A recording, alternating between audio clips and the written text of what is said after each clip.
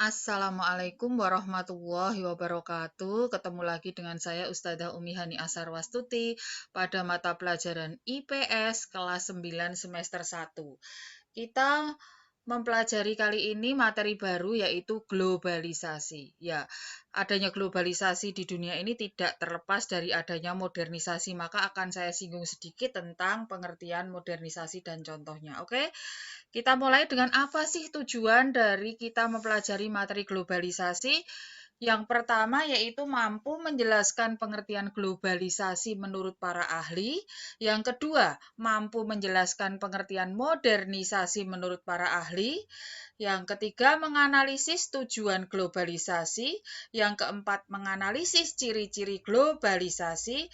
Yang kelima, menganalisis proses globalisasi. Kita mulai dengan materi yang pertama, yaitu pengertian globalisasi menurut para ahli. Ya, apa pengertian globalisasi? Ya, ini yang pertama menurut Malcolm Waters. Globalisasi adalah suatu proses sosial yang berakibat bahwa pembatasan geografis pada keadaan sosial budaya menjadi kurang penting yang terdapat pada kesadaran orang. Jadi pada peristiwa globalisasi, pembatasan geografis pada setiap wilayah menjadi hilang. Ya, contohnya dengan adanya internet gitu ya. Yang kedua, menurut Emmanuel Richter, globalisasi adalah suatu jaringan kerja global yang mempersatukan masyarakat di mana mereka sebelumnya terpencar dan terpisah yang nantinya akan memiliki saling ketergantungan dan mampu mewujudkan persatuan dunia. Ya, contoh adalah satu kecil, WhatsApp, ya enggak? Ini sudah merupakan globalisasi dalam komunikasi. Lanjut, yang ketiga menurut Selo Sumarjan, globalisasi adalah suatu proses terbentuknya sistem organisasi dan komunikasi antar masyarakat di seluruh dunia. Ini agak mudah difahami ya pengertiannya ya, karena ini dari orang Indonesia sendiri. Yang keempat, menurut Lawrence E. Rothenberg, globalisasi adalah percepatan dari intensifikasi integrasi dan interaksi antara orang-orang, perusahaan, pemerintah, dan negara yang berbeda. Nah, sekarang yang terakhir menurut Wikipedia. Globalisasi adalah proses integrasi internasional yang terjadi karena pertukaran pandangan dunia, produk, pemikiran, dan aspek-aspek kebudayaan lainnya. Nah, dari kelima pengertian globalisasi ini saya harap kamu bisa membuat pengertian sendiri menurut pemikiranmu sendiri yang sangat mudah kamu pahami tentang pengertian globalisasi. Oke, saya tunggu ya. Nah, sekarang yang namanya globalisasi pasti tidak akan lepas dengan adanya modernisasi. Ya, jadi globalisasi itu terjadi karena adanya modernisasi di berbagai bidang. Adanya modernisasi, maka akan terjadilah globalisasi. Oke, sekarang maka kita harus mengerti tentang pengertian modernisasi. Yang pertama menurut Kuncoroningrat. Apa yang dimaksud dengan modernisasi? Modernisasi adalah usaha untuk hidup sesuai dengan keadaan zaman dan dunia sekarang. Ya, kalau kita nggak punya HP kayaknya ketinggalan banget ya. Ya, walaupun untuk di daerah yang terpencil masih belum membutuhkan, tapi kalau saya ketinggalan HP sehari di madrasah saja saya sudah bingung kayak kehilangan dunia. Ya. Dua, menurut Suryono Sukanto, modernisasi adalah suatu bentuk dari perubahan sosial yang biasanya terarah dan didasarkan pada suatu perencanaan. Ya, sekarang kita contohkan macam-macam jenis modernisasi yang akhirnya juga akan menjadi globalisasi. Sekarang di bidang komunikasi. Ya, kalau dulu bagaimana kita cara berkomunikasi? Misalnya dengan surat, bertatap muka, orang Indian dengan asap. Nah, sekarang kita sudah bisa memakai jaringan telepon, kemudian bisa video call, bisa WhatsApp, dan lain sebagainya. Otomatis itu membuka garis geografis antar daerah, bahkan antar negara. Ya, saya dengan keponakan saya yang di Australia dalam satu grup keluarga masih tetap bisa berkomunikasi walaupun jaraknya jauh. Nah, seperti itu. Sekarang pekerjaan. Kalau dulu pekerjaan itu tidak ada spesialisasi, tidak ada keahlian yang dibutuhkan. Ya kan? Kemudian pekerjaan itu tidak terspesialisasi, tidak dibutuhkan keahlian, belum ada kebutuhan keahlian, kemudian jumlah pekerjaannya sedikit. Nah, kalau sekarang pekerjaan itu harus ada spesialisasinya, kemudian harus ada tingkat pendidikan tertentu, kemudian pekerjaannya sudah terstandar dan lain sebagainya. Ya, seorang dokter tidak mungkin yang menjadi dokter adalah seorang perawat, ya kan? Otomatis dia tidak memiliki keahlian tertentu. Saya masih ingat dulu guru TK saya. Guru TK saya dulu bersekolah di TK Aba ya.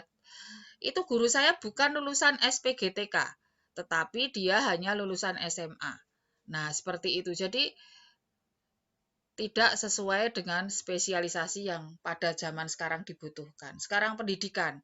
Ya, dulu di dunia pendidikan sangat tidak modern ya. Awal pendidikan hanya mendengarkan cerita dari gurunya. Kemudian ada sabak. Sabak itu semacam papan tulis kecil ya. Muridnya menulis di situ, kalau perlu dihapus. Nah, seperti itu lama-lama ada buku, ditulis di buku, kemudian gurunya pakai kapur, lama-lama ada whiteboard dan kemudian sekarang berkembang lagi dengan ya misalnya PPT, kemudian dengan internet. Nah, kemudian pelajarannya sudah bisa daring dengan e-learning, dengan e-book dan lain sebagainya. Ya, akhirnya garis-garis geografisnya hilang ya. Otomatis modernisasi akan menimbulkan globalisasi. Oke, lanjut. Apa sih sekarang tujuan globalisasi? Ya, tujuan globalisasi adalah mengikuti sistem dan kaidah-kaidah tertentu. Contohnya adalah pembentukan Perserikatan Bangsa-Bangsa. Ya, tentunya dia punya kaidah-kaidah tertentu, yaitu negara yang merdeka, kemudian mengakui hak-hak asasi manusia dan lain sebagainya. Jadi ada syarat-syarat tertentu. Kemudian OKI ya, otomatis apa yang harus negara yang bisa masuk OKI ya, otomatis misalnya negara yang beragama Islam dan lain sebagainya. Seperti itu ya. Nah, sekarang lanjutnya adalah ciri-ciri globalisasi. Yang pertama, globalisasi itu ciri-cirinya dapat meningkatkan interaksi yang melintasi batas-batas negara. Saya sudah bilang tadi lewat video call antar negara saja sudah bisa ya kan? Kemudian ngirim uang, nah sudah bisa antar negara. Komunitas tenaga kerja dan modal semakin tidak terikat dalam satu wilayah. Kita lihat sekarang penanaman modal asing dari Cina, isinya adalah tenaga kerja dari Cina. Nah, sehingga pertumbuhan suatu wilayah dengan adanya pabrik baru ternyata tidak mensejahterakan rakyat sekitar karena tenaga kerjanya didatangkan dari asing. Nah, seperti itu. Jadi komunitas tenaga kerja dan modal semakin tidak terikat dalam satu wilayah. Selanjutnya, meningkatkan kepedulian terhadap masalah global. Ya, kita akhirnya jadi tahu masalah-masalah yang sedang mendunia, kita bisa ikut urun rembuk, mengkritik, dan lain sebagainya. Kemudian lanjutnya, industrialisasi jelas berkembang sangat pesat. Ya, lanjut. Sekarang proses globalisasi ini materi yang terakhir dari pertemuan ini ya. Yang pertama, prosesnya yang pertama kali, ini contohnya perdagangan ya. Perdagangan yang dilakukan oleh Cina dan India. Ini sudah termasuk globalisasi? Sudah, karena sudah antar dua negara yang sering juga disebut jalur sutra. Ya, Cina membawa sutra ke India, India menjual gading gajah, dan lain sebagainya. Kemudian tambah lebar lagi perdagangan yang dilakukan oleh pedagang Muslim, yaitu pedagang Persia, Gujarat, dan Arab. Sudah melewati samudra sampai ke Indonesia. Jelas ini jalurnya sudah semakin panjang, batas wilayah, batas lautan sudah dilewati. Lanjut lagi adalah kolonialisasi yang dilakukan oleh bangsa Eropa. Ya, kita lihat saja dari bangsa Portugis itu dari Vasco da Gama itu ya kan sampai dengan Alfonso d'Albuquerque itu jalurnya dari Eropa sana, kemudian Portugis ya, kemudian sampai dengan ujung selatan benua Afrika, kemudian India, Malaka, Indonesia, ya kan? Nah, itu sehingga semakin jauh. Nah, kemudian akhirnya perdagangannya juga diikuti dengan penjajahan. Nah, kemudian lanjut lagi yang lebih kalau ini penjajahan ekonomi, berkembangnya kebutuhan dan industrialisasi. Nah, masuknya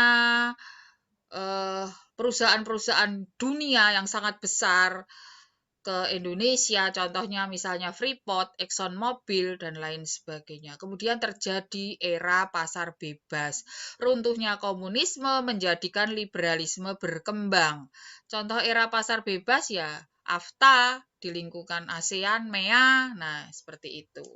Oke, ini adalah gambar contoh proses globalisasi lewat jalur darat antara India dan Cina yang akhirnya sampai menuju ke Laut Tengah, sampai menuju ke Eropa. Ya, ini dengan barang-barang yang dibawa, diperdagangkan. Oke, materi kita kali ini hanya sampai di sini saja. Ya, ketemu lagi dengan video di pertemuan selanjutnya.